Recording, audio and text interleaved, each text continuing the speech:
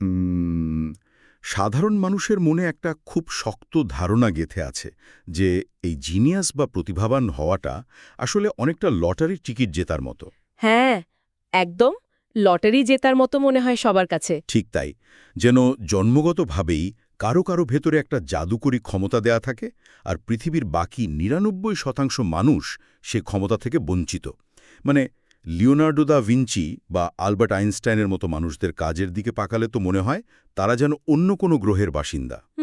ঠিক আমাদের ধরাছোঁয়ার একেবারেই বাইরে। হ্যাঁ, সাধারণ মানুষের ধরাছোঁয়ার বাইরে। কিন্তু যদি এমন হয় যে এই পুরো ধারণাটাই আসলে একটা বিশাল মরীচিকা, মানে যদি জিনিয়াস জন্মগত না হয়ে একটা নির্দিষ্ট প্রক্রিয়ার ফসল হয়। উম, এটা কিন্তু খুবই ইন্টারেস্টিং একটা চিন্তার জায়গা। একদম ঠিক আছে, চলুন আজকের এই ডিপ ডাইভে বিষয়টা খুলে দেখা যাক। আমাদের হাতে রয়েছে রবার্ট গ্রিনের বিখ্যাত বই মাস্টারি এর চমৎকার কিছু সারসংক্ষেপ আর বিশ্লেষণ। আর এই সোর্সগুলোর মূল লক্ষ্যই হল ওই প্রাকৃতিক প্রতিভা বা জন্মগত জিনিয়াসের প্রচলিত মিথকে একেবারে ভেঙে চুরমার করে দেওয়া। রাইট। আমরা ইতিহাসের কয়েকজন দিকপালের জীবন থেকে শিখব কিভাবে ধাপে ধাপে নিজের ভেতরের সুপ্ত সম্ভাবনাকে জাগিয়ে তুলে যে কেউ এই চূড়ান্ত দক্ষতা বা মাস্টারি অর্জন করার পথে হাঁটতে পারে। এখানে খুব দারুণ একটা ব্যাপার হলো রবার্ট গ্রিন তার এই গবেষণায় শুধু শত শত বছর আগের ঐতিহাসিক ব্যক্তিদের কথাই বলেননি, তিনি কিন্তু সমসাময়িক আইকনদের জীবনও বিশ্লেষণ করেছেন। হ্যাঁ, যেমন ধরুন টেট ইনোভেটর পল গ্রাহাম কিংবা প্রাণীজগৎ বিশেষজ্ঞ টেম্পল গ্র্যান্ডিনের উদাহরণ তিনি টেনেছেন। ঠিক, এর থেকে একটা বিষয় খুব পরিষ্কার হয়ে যায়, মাস্টারির যে নীতিগুলো দ্য ভিঞ্চির যুগে সত্যি ছিল, বর্তমানের এই আর্টিফিশিয়াল ইন্টেলিজেন্সের যুগেও সেগুলো ঠিক ততটাই কার্যকর। তাহলে চলুন এই যাত্রার একেবারে শুরুর বিন্দুটা থেকে শুরু করা যাক। সোর্সগুলো ঘাঁটলে দেখা যায় দক্ষতা অর্জনের এই দীর্ঘ যাত্রার প্রথম সূত্রপাত নাকি হয় মানুষের ভেতরের একটা সুপ্ত শক্তি বা ইনার ফোর্স থেকে। হ্যাঁ, প্রত্যেকটি মানুষের ভেতরেই এমন একটা শক্তি থাকে যা তাকে একটি নির্দিষ্ট লক্ষ্যের দিকে টানে। লিওনার্দো দা ভিঞ্চি ছোটবেলার কথা ভাবলে বিষয়টা বেশ স্পষ্ট হয়। ভিঞ্চি শহরে তার যে শৈশব কেটেছিল সেটা ছিল প্রকৃতির খুব কাছাকাছি। তার এই যে অদম্য কৌতূহল, কিভাবে একটা পাতা গজায় বা কিভাবে পানি প্রবাহিত হয়। এগুলো কিন্তু কোনো ঐশ্বরিক ব্যাপার ছিল না। না, একদমই না। বরং এটা ছিল প্রকৃতির প্রতি তার এক গভীর মোহ, আর এই মোহটাই তাকে পরবর্তীতে শিল্প এবং বিজ্ঞানের চূড়ায় নিয়ে গিয়েছিল। দ্য ভিঞ্চির এই উদাহরণটি আসলে গ্রিনের একটা বৃহত্তর সত্যকে তুলে ধরে। মানে মানুষের শৈশবে এই ভেতরের শক্তির ডাকটা খুব স্পষ্ট থাকে। একজন শিশু এমন সব কাজের দিকে খুব সহজেই ঝুঁকে পড়ে যা তাকে স্বভাবতই আনন্দ দেয়। হ্যাঁ, হতে পারে সেটা ছবি আঁকা বা ব্লগ দিয়ে কিছু বানানো। বা নিছকই পোকামাকড় পর্যবেক্ষণ করা। কিন্তু বয়স বাড়ার সাথে সাথে একটা খুব দুঃখজনক ঘটনা ঘটে। সমাজের চাপ, পরিবারের প্রত্যাশা বা চারপাশের মানুষের কোলাহলে সেই নিজস্ব ডাকটা হারিয়ে যেতে থাকে। হারিয়ে যায়। আর ফলস্বরূপ অনেকেই বড় হয়ে এমন একটা পেশা বা জীবন বেছে নেয় যার সাথে তাদের ভেতরের সেই শক্তির কোনো মিলই নেই। ব্যাপারটাকে অনেকটা লুক্কায়িত কম্পাসের মতো ভাবা যেতে পারে। হ্যাঁ, দারুণ একটা তুলনা। এই কম্পাসটা মানুষের ভেতরেই থাকে এবং সবসময় একটা নির্দিষ্ট দিকে নির্দেশ করে, কিন্তু চারপাশের দুনিয়ার নানা চুম্বকীয় ক্ষেত্র পড়ে সেই কম্পাস দিকভ্রান্ত হয়ে যায়। সোর্সে টেম্পল গ্র্যান্ডিনের যে গল্পটা দেওয়া আছে সেটা এই কম্পাস খুঁজে পাওয়ার এক অসাধারণ প্রমাণ। রাইট, তিনি তো অটিজমে আক্রান্ত ছিলেন। হ্যাঁ, সাধারণ দৃষ্টিকোণ থেকে দেখলে এই অটিজম তার জীবনে একটা বিশাল বাধা হওয়ার কথা ছিল, কিন্তু তিনি সেটা হতে দেননি। উল্টো প্রাণী এবং বিভিন্ন জিনিসপত্র নির্মাণের প্রতি তার যে একনিষ্ঠ আর অস্বাভাবিক ঝোঁক ছিল সেটাকেই তিনি নিজের সবচেয়ে বড় শক্তিতে পরিণত করেছিলেন। ভেতরের এই শক্তিকে চেনার বা নিজের লাইফ টাস্ক খুঁজে পাওয়ার কোনো নির্দিষ্ট বয়স বা বাঁধা ধরার নিয়ম নেই। গ্রিন এই লক্ষ্য খুঁজে পাওয়ার জন্য চমৎকার কিছু মানসিক কৌশলের কথা বলেছেন, তাই না? হ্যাঁ, যেমন নিজের উৎসে ফিরে যাওয়া, অর্থাৎ স্মৃতিহাত্রে ছোটবেলার সেই আগ্রহগুলোকে নতুন করে আবিষ্কার করা, পাশাপাশি শুধু টাকার লোভে বা সমাজের চোখে সম্মানজনক বলে কোনো ভুল পথে হাঁটা থেকে বিরত থাকা। অতীতকে আঁকড়ে ধরে না থেকে পরিবর্তনের সাথে খাপ খাইয়ে নেওয়াটাও এখানে খুব জরুরি। কিন্তু এই জায়গাটাতে একটা বেশ যুক্তিসঙ্গত প্রশ্ন মাথায় আসে। সোর্সের সমালোচনামূলক দৃষ্টিভঙ্গিগুলো খেয়াল করলে একটা খটকা লাগে। আচ্ছা, কিরকম খটকা? অনেকেই এই তত্ত্বের সাথে পুরোপুরি একমত নন। সবকিছুই কি ছোটবেলার আগ্রহ বা ভেতরের ডাকের উপর নির্ভর করে? মনোবিজ্ঞানী ক্যারল ডুয়েকের গ্রোথ মাইন্ডসেট বা বিকাশমান মানসিকতার তত্ত্বের কথা যদি ধরি, সেখানে তো বলা হয় মানুষ আগে থেকে ঠিক করা কোনো আগ্রহের চেয়ে বরং অধ্যবসায়, পরিশ্রম আর বাধা পেরিয়ে নতুন কিছু শেখার মাধ্যমেই বেশি সফল হয়। বুঝতে পেরেছি। তো গ্রিনের এই ভেতরের ডাক তত্ত্বটা কি বাস্তবতা নিরিখে একটু বেশি সরল বা রোমান্টিক শোনায় না? এটি অত্যন্ত তীক্ষ্ণ একটা পর্যবেক্ষণ। আপাতদৃষ্টিতে মনে হতে পারে যে ক্যারল ডোয়েক এবং রবার্ট গ্রিনের তত্ত্ব একে অপরের পরিপন্থী, কিন্তু একটু গভীরে গেলে দেখা যায় এদের মধ্যে একটা চমৎকার এবং সূক্ষ্ম যোগসূত্র আছে। কিভাবে? গ্রিন কিন্তু কোথাও বলছেন না যে শুধু ছোটবেলার একটা আগ্রহ থাকলেই বিনা পরিশ্রমে সফল হওয়া যাবে, বরং তিনি বোঝাতে চেয়েছেন মানুষের ভেতরে যে প্রাকৃতিক ঝোঁক বা কাঁচামাল রয়েছে সেটাকে চিনতে পারলে সেখানে অধ্যাবসায় বা গ্রোথ মাইন্ডসেট প্রয়োগ করাটা বহুগুণ বেশি কার্যকর হয়। ও আচ্ছা, মানে আগ্রহটা ভিত্তি হিসেবে কাজ করে। একদম। একজন মানুষ যদি এমন একটা ক্ষেত্রে পরিশ্রম করে যেখানে তার মনের সায় আছে, তখন সেই পরিশ্রমের ক্লান্তিটা তাকে ভেঙে ফেলে না। কিন্তু বাইরের কোনো চাপে বাধ্য হয়ে দিনের পর দিন পরিশ্রম করলে একসময় গ্রোথ মাইন্ডসেটও হার মানে। তার মানে দাঁড়াচ্ছে ভেতরের সেই লুক্কায়িত কম্পাসটা দিয়ে আগে সঠিক দিকটা ঠিক করতে হবে, তারপর সেই দিকে হাঁটার জন্য গ্রোথ মাইন্ডসেট নামের ইঞ্জিনটাকে কাজে লাগাতে হবে। ঠিক তাই। তো দিক তো ঠিক হলো, কিন্তু এরপর তো আসল পথে হাঁটার পালা, আর সেই পথ মোটেও মসৃণ নয়। মানুষ যখন প্রথাগত শিক্ষার গণ্ডি পেরিয়ে বাস্তবতার মুখোমুখি হয়, তখন শুরু হয় এক নতুন সংগ্রাম।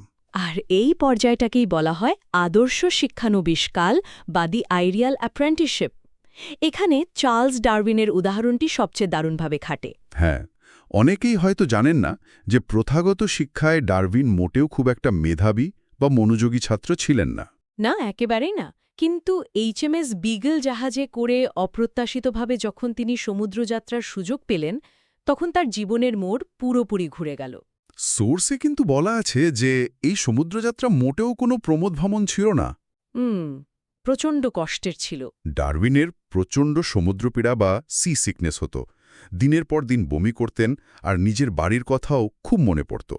কিন্তু এত শারীরিক ও মানসিক কষ্ট সত্ত্বেও তিনি তার পর্যবেক্ষণ থামাননি। কারণ তিনি বুঝতে পেরেছিলেন যে এই কষ্টটুকু তার রূপান্তরের জন্য অপরিহার্য। এই শিক্ষানবিশকালের মূল লক্ষ্য কিন্তু শুধু কিছু কাজ শেখা বা অর্থ উপার্জন নয়, বরং নিজের চরিত্র এবং মানসিকতার খোলনলচে বদলে ফেলা। গ্রিন তো এই সময়কালকে ৩টি ধাপে ভাগ করেছেন, তাই না? হ্যাঁ, প্রথমটি হল গভীর পর্যবেক্ষণ বা প্যাসিভ মোড, যেখানে নতুন পরিবেশে গিয়ে কথা কম বলে চারপাশের নিয়ম আর ক্ষমতার সমীকরণগুলো নীরবে বুঝতে হয়। দ্বিতীয়টি হল দক্ষতা অর্জন বা প্র্যাকটিস মোড, যেখানে অত্যন্ত কঠোর এবং অনেক সময় একঘেয়ে অনুশীলনের মাধ্যমে কাজ শিখতে হয়। আর তৃতীয়টি হল পরীক্ষণ বা অ্যাক্টিভ মোড, যেখানে নিজের শেখা বিদ্যাগুলো বাস্তবে প্রয়োগ করে দেখতে হয় যে সেগুলো আসলেই কাজ করছে কিনা। এই পর্যায়টাকে আমি বর্তমানের ভিডিও গেমের গ্রাইন্ডিংয়ের সাথে মেলাতে পারি। গেমের চূড়ান্ত বসের সাথে লড়াই করার আগে একজন খেলোয়াড়কে ঘণ্টার পর ঘণ্টা ছোট ছোট মিশন করে নিজের লেভেল বাড়াতে হয়। কাজটা প্রচণ্ড একঘেয়ে, কিন্তু লেভেল আপ করার কোনো শর্টকাট নেই। দারুণ একটা উদাহরণ দিয়েছেন। তবে আমার একটা খটকা লাগে। বর্তমান যুগে তো চারিদিকে ইনস্ট্যান্ট গ্র্যাটিফিকেশন বা তাৎক্ষণিক প্রাপ্তির ছড়াছড়ি। সবাই দ্রুত সাফল্য চায়, পড়ালেখা শেষ করেই বড় অঙ্কের বেতন চায়। সেখানে তাৎক্ষণিক অর্থের বদলে এই কষ্ট করা সময় সাপেক্ষ শিক্ষানবিশকালকে বেছে নেওয়ার মানসিকতা কিভাবে তৈরি হবে? বিষয়টা সত্যিই কঠিন। তবে এর পেছনের কারণটা বুঝতে হলে আমাদের একটু দূরদর্শী হতে হবে। গ্রিন কেন তাৎক্ষণিক অর্থের চেয়ে জ্ঞান বা শিক্ষাকে বেশি গুরুত্ব দিয়েছেন? কারণ যে কাজগুলো শুরুতে খুব বেশি টাকা দেয়, সেগুলো সাধারণত মানুষকে নতুন কিছু শেখায় না। সেগুলো শুধু বর্তমান যোগ্যতাকে ব্যবহার করে। রাইট। কিন্তু কেউ যদি এমন কোনো সুযোগ বেছে নেয় যেখানে টাকা হয়তো কম কিন্তু শেখার সুযোগ প্রচুর, তবে তার ওই অর্জিত জ্ঞান চক্রবৃদ্ধি হারে বা কম্পাউন্ড ইন্টারেস্টের মতো বাড়তে থাকে। 5 বা 10 বছর পর এই জ্ঞান তাকে এমন এক দক্ষতায় নিয়ে যাবে যা ওই তাৎক্ষণিক টাকার চেয়ে বহু গুণ বেশি সম্পদ ও স্বাধীনতা এনে দেবে। ভবিষ্যতের বিশাল এক সাম্রাজ্য গড়ার জন্য বর্তমানে ছোটখাটো লোভকে স্যাক্রিফাইস করা। কিন্তু এই 5 বা 10 বছরে যে দীর্ঘ আর একঘেয়ে যাত্রা, সেটা তো একা পার করা প্রায় অসম্ভব। হ্যাঁ, একা একা পথ চলতে গেলে ভুল পথে পা বাড়ানোর সম্ভাবনাও তো অনেক বেশি থাকে। আর ঠিক সেই কারণেই একজন সঠিক মেন্টর বা গুরুর প্রয়োজনীয়তা দেখা দেয়। মানুষের জীবন খুব ছোট, আর সব ভুল নিজে করে তার থেকে শিক্ষা নেওয়ার মতো পর্যাপ্ত সময় আমাদের হাতে নেই। একদম। একজন ভালো মেন্টর শিক্ষার্থীর ফোকাস ঠিক করেন, তাকে নতুন চ্যালেঞ্জের মুখে ফেলেন, আর সবচেয়ে জরুরি যে বিষয়টি, তিনি তাৎক্ষণিক ও সঠিক ফিডব্যাক দেন, যা নিজে নিজে বোঝা প্রায় অসম্ভব। সোর্সগুলোতে মাইকেল ফ্যারাডের জীবনের গল্পটা এই প্রসঙ্গে অসাধারণভাবে তুলে ধরা হয়েছে। চরম দারিদ্র্যের মধ্যে বড় হওয়া ফ্যারাডের ভেতরে শেখার এক প্রচণ্ড ক্ষুধা ছিল। তিনি তো বই বাঁধাইয়ের কাজ করতেন। হ্যাঁ, কিন্তু তিনি শুধু বইয়ের মলাটি বাধাই করতেন না, ভেতরের পাতাও পড়তেন। নিজের কৌতূহল মেটানোর জন্য তিনি বিখ্যাত বিজ্ঞানীদের লেকচার শোনা শুরু করেন এবং সেগুলো যত্ন করে নোট করতেন। শেষ পর্যন্ত তার এই অধ্যবসায় তাকে বিখ্যাত রসায়নবিদ হামফ্রি ডেভির অধীনে শিক্ষানবিশ হিসাবে কাজ করার সুযোগ এনে দেয়। ফ্যারাডে এবং ডেভি সম্পর্কটি অ্যালকেমি অফ নলেজ বা জ্ঞানের রসায়নের এক নিখুঁত উদাহরণ। একজন গুরুর সাথে শিষ্যের সম্পর্কটা শুধু পেশাদারি থাকে না, এর সাথে একটা গভীর মানসিক সংযোগ জড়িয়ে থাকে। ফ্যারাডে শুধু বিবির কথা শুনতেন না, তিনি ডেভির চিন্তা করার ধরন, তার সমস্যা সমাধানের পদ্ধতি সবকিছু শুষে নিয়েছিলেন। অনেকটা স্পঞ্জের মতো, তাই না? হ্যাঁ, ঠিক স্পঞ্জের মতো। সাধারণ কোনো বই পড়ে এই সূক্ষ্ম বিষয়গুলো শেখা কোনোভাবেই সম্ভব ছিল না। কিন্তু একটু দাঁড়ান, এখানে তো একটা বেশ বড়সড় শঙ্কার জায়গাও তৈরি হচ্ছে। কী রকম শঙ্কা? যদি কেউ শুধু একজন মেন্টরের জ্ঞান এবং চিন্তাধারাই স্পঞ্জের মতো শুষে নেয়, তবে কি সে শেষ পর্যন্ত ওই মেন্টরের একটা ক্লোন বা প্রতিচ্ছবিতে পরিণত হবে না? ওই শিষ্যের নিজস্ব স্বকীয়তা বা অরিজিনালিটির কি হবে? এই শঙ্কাটা অমূলক নয় এবং অনেকেই এই ফাঁদে পড়ে যান। তবে রবার্ট গ্রিন খুব পরিষ্কারভাবে বলেছেন যে মেন্টরশিপের চূড়ান্ত এবং একমাত্র লক্ষ্যই হল মেন্টরকে ছাড়িয়ে যাওয়া। মানে মেন্টরকে অতিক্রম করাটাই আসল উদ্দেশ্য? হ্যাঁ, মেন্টর মূলত একজন শিষ্যকে তার নিজের কাঁধে বসিয়ে দুনিয়া দেখতে সাহায্য করেন, যাতে শিষ্য এমন দূরত্ব পর্যন্ত দেখতে পায় যা মেন্টরের পক্ষেও সম্ভব হয়নি। ফ্যারাডে ঠিক এটাই করেছিলেন।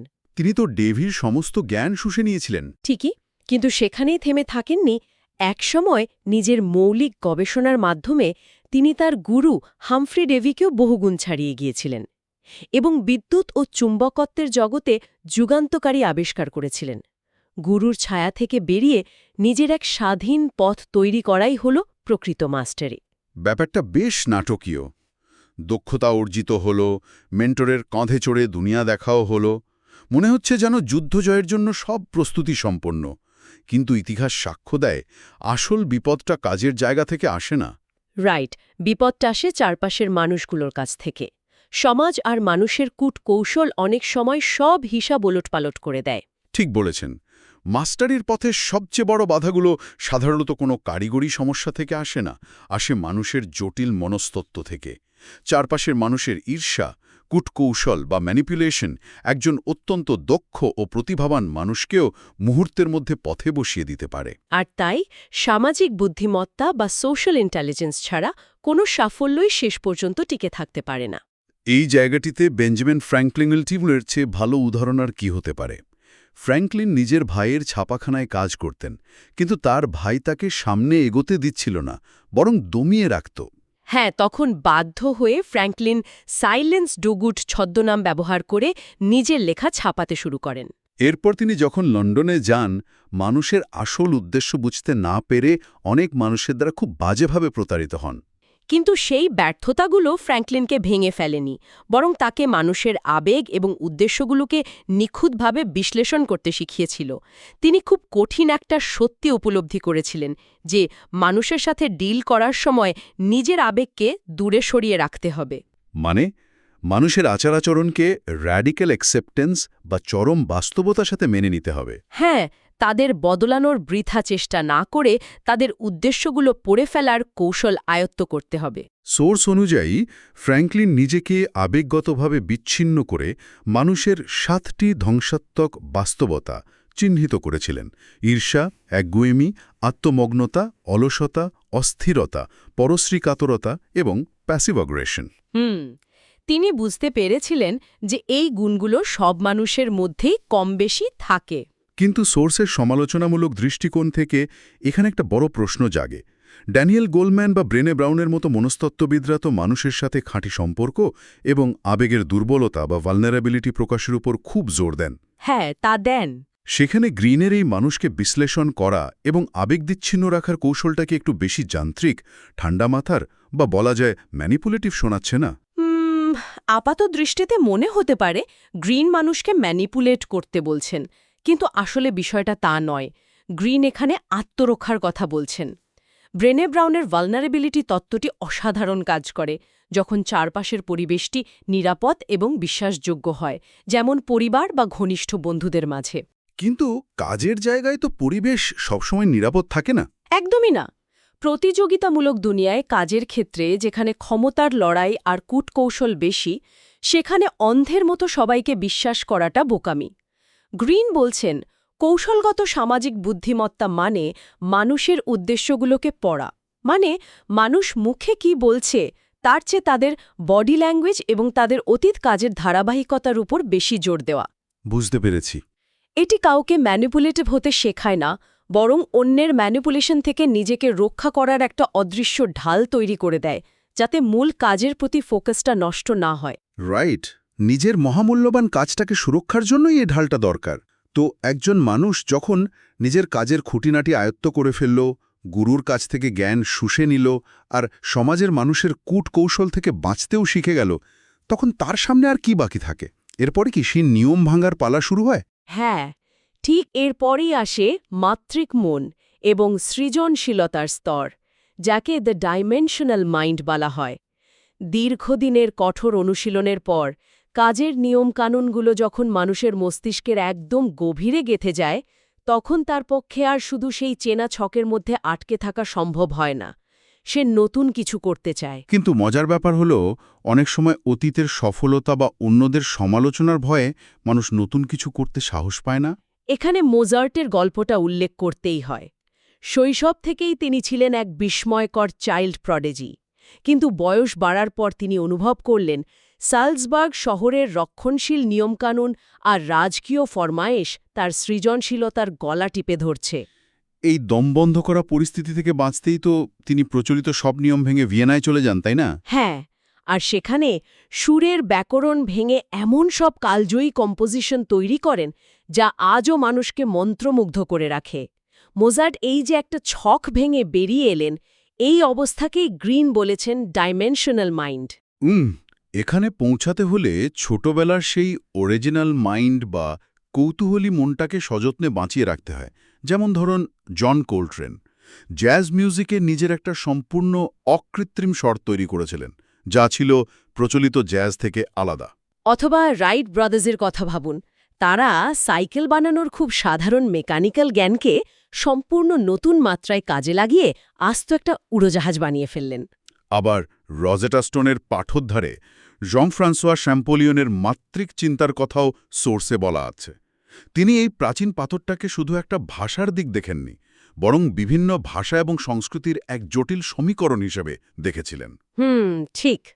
এই ব্যাপারটা আমাকে জ্যাজ মিউজিশিয়ানদের কথা খুব মনে করিয়ে দেয়। তারা তো মঞ্চে উঠে মনের আনন্দে ইম্প্রোভাইজ করে, যেন কোনো নিয়মই মানছে না।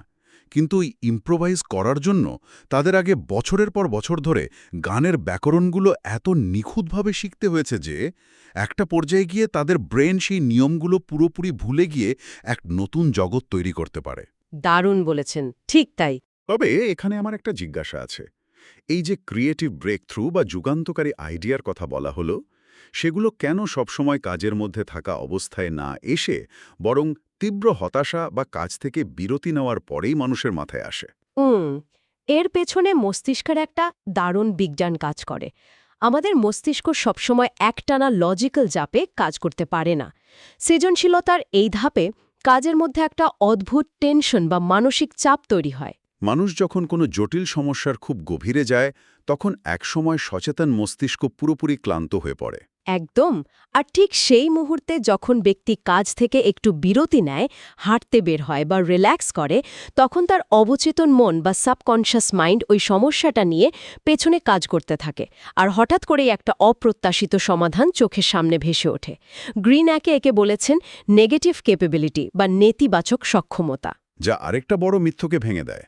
অনেকেই মনে করেন শিল্পীরা বা সৃজনশীল মানুষরা হয়তো ড্রাগস বা মাদকের ঘোরে অথবা একটু পাগলাটে ধরনের হলেই বেশি ভালো কাজ করতে পারেন। এটা একদম ভিত্তিহীন একটা ধারণা।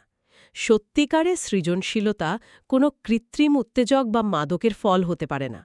এটি আসে দীর্ঘদিনের কঠোর শৃঙ্খলা, কাজের প্রতি আবেগগত প্রতিশ্রুতি আর অপরিসীম ধৈর্যের হাত ধরে। মাদক হয়তো সাময়িক কিছু বিভ্রম তৈরি করতে পারে, কিন্তু তা দিয়ে কখনো মাস্টারপিস তৈরি হয় না। তাহলে এই দীর্ঘ আর কঠিন যাত্রার একেবারে শেষে কি অপেক্ষা করছে? আমরা চলে এসেছি চূড়ান্ত ধাপে, যেখানে অন্তর্জ্ঞান বা ইন্টুইশন এবং যুক্তির এক মহামিলন ঘটে। সৃজনশীলতার স্তর পার হওয়ার পর এমন এক পর্যায়ে আসে যাকে বাইরে থেকে দেখলে রীতিমতো ম্যাজিক বা সুপার পাওয়ার মনে হতে পারে। এই পর্যায়টা সত্যিই বিস্ময়কর। মার্সেল প্রুস্টের জীবনের শেষ দিকটা এর একটা দারুণ উদাহরণ। তার স্বাস্থ্য একদম ভেঙে পড়েছিল, কিন্তু বিছানায় শুয়ে শুয়েই তিনি তার সারা জীবনের সমাজ, মানুষ আর জীবনের উপর করা পর্যবেক্ষণগুলোকে এমনভাবে এক সুতোয় গেঁথেছিলেন যা তার অমর সাহিত্যকর্ম ইন সার্চ অফ লস্ট টাইমের পাতায় উঠে এসেছে। কিংবা ববি ফিশার দাবা খেলার বোর্ডে কিভাবে প্রতিপক্ষের 10 সাল আগের কথা মুহূর্তের মধ্যে ভেবে নিতেন, এগুলো সবই এই চূড়ান্ত দক্ষতার প্রমাণ। রাইট। তার মানে আমরা যেটাকে ম্যাজিক বা জিনিয়াস বলি, সেটা আসলে আমাদের মস্তিষ্কের বিশাল একটা ডেটাবেজের অত্যন্ত দ্রুত গতির প্রসেসিং ক্ষমতা, অনেকটা মাসল মেমোরি বা পেশির স্মৃতির মতো। হ্যাঁ, অনেকটা তেমনই। মানে কেউ যখন 10,000 ঘন্টা একটা নির্দিষ্ট কাজ করেছে, তখন তার ব্রেন আর সাধারণ মানুষের মতো যুক্তি দিয়ে ধাপে ধাপে ভাবে না, বরং এক পলকেই পুরো চিত্রটা দেখতে পায়। ঠিক তাই। এই ইন্টুইশন বা অন্তর্জ্ঞান কোনো গাইবী ক্ষমতা নয়, এটি হলো হাজার হাজার ঘণ্টার অভিজ্ঞতার ঘনীভূত রূপ। বছরের পর বছর ধরে যখন কোনো মানুষ একটি নির্দিষ্ট বিষয়ে গভীর মনোযোগ দেয়, তখন তার মস্তিষ্কে তথ্যের এমন এক বিশাল ও জটিল নেটওয়ার্ক তৈরি হয় যা তাকে যে কোনো যুক্তির চেয়েও দ্রুত সঠিক সিদ্ধান্ত নিতে সাহায্য করে। তখন যুক্তি আর অনুভূতির মধ্যে আর কোনো দেয়াল থাকে না, দুটো মিলেমিশে এক হয়ে যায়। পুরো যাত্রাপত্র একবার কল্পনা করলে অবাক হতে হয়। শুরুটা হয়েছিল সেই শৈশবের লুক্কায়িত একটা ছোট্ট স্ফুলিঙ্গ বা কৌতূহল দিয়ে। এরপর দেখলাম কিভাবে তাৎক্ষণিক লাভের মায়া ত্যাগ করে একঘেয়েমি সহ্য করে শিক্ষানবিশকাল পার করতে হয়। তারপর দেখলাম মেন্টরের কাছ থেকে শুধু জ্ঞান নয়, চিন্তা করার ধরনটা শুষে নিয়ে তাকে ছাড়িয়ে যাওয়ার গল্প। এর পাশাপাশি শিখলাম সমাজের ঈর্ষাকাতর এবং ম্যানিপুলেটিভ মানুষদের থেকে নিজেকে রক্ষা করে কিভাবে আত্মরক্ষার ঢাল তৈরি করতে হয়। হ্যাঁ, আর তারপর নিয়ম ভাঙার স্বাধীনতা। রাইট। সব নিয়ম ভালোভাবে আয়ত্ত করার পর কিভাবে তা ভেঙে নিজের মাত্রিক মনকে ডানা মেলতে দিতে হয়। আর সবশেষে এই পুরো হাড়ভাঙা প্রক্রিয়া শেষে কিভাবে মানুষের মস্তিষ্ক এক অদ্ভুত সুপার পাওয়ার বা চূড়ান্ত ইনটিউশন লাভ করে। আর এই পুরো আলোচনা থেকে একটা বিষয় কিন্তু জলের মতো পরিষ্কার হয়ে যায়। মাস্টারি বা চূড়ান্ত দক্ষতা কোনো জাদুকরী বিষয় নয়, বা এটি কারো জন্মগত অধিকারও নয়। এটি এমন একটি ধারাবাহিক প্রক্রিয়া যা যে কেউ অনুসরণ করতে পারে। প্রয়োজন শুধু অসীম ধৈর্য, ব্যর্থতাকে মেনে নেওয়ার সাহস আর নিজের লক্ষ্যের প্রতি অবিচল থাকা। এই আলোচনার একদম শেষ পর্যায়ে এসে সোর্সের তথ্যের উপর ভিত্তি করে একটা অত্যন্ত গভীর এবং চমকপ্রদ বিষয় নিয়ে ভাবার সুযোগ তৈরি হয়। রবার্ট গ্রিন বারবার বলেছেন, মাস্টারি অর্জন করার জন্য আমাদের সেই শৈশবের অরিজিনাল মাইন্ড বা কৌতূহলী মনে ফিরে যেতে হয়। ছোটবেলার সেই মন। হ্যাঁ, তাহলে একবার ভেবে দেখুন তো, হাজার হাজার ঘণ্টার এই হাড়ভাঙা খাটুনি, সামাজিক কূটকৌশল মোকাবেলা করা আর নিয়ম ভাঙার এই দীর্ঘ যাত্রার চূড়ান্ত উদ্দেশ্য কি কেবল একটাই? সেটা কি? আবার সে ছোটবেলার মতো করে নিখাত বিস্ময় নিয়ে এই পৃথিবীকে দেখার যোগ্যতা অর্জন করা। পার্থক্য শুধু এইটুকুই যে এবার সে বিস্ময়ের পাশাপাশি পৃথিবীকে বদলে দেওয়ার মতো অসাধারণ দক্ষতাগুলো হাতের মুঠোয় রয়েছে। অসাধারণ একটা চিন্তা। শুরুতে আমরা যে জিনিয়াসের মিথ নিয়ে কথা বলেছিলাম, আজ হয়তো আমরা বুঝতে পারছি যে জিনিয়াস জন্ম নেয় না, বরং কৌতূহল এবং অধ্যবসায়ের আগুনে পুড়ে সে তিল তিল করে নিজেকে গড়ে তোলে।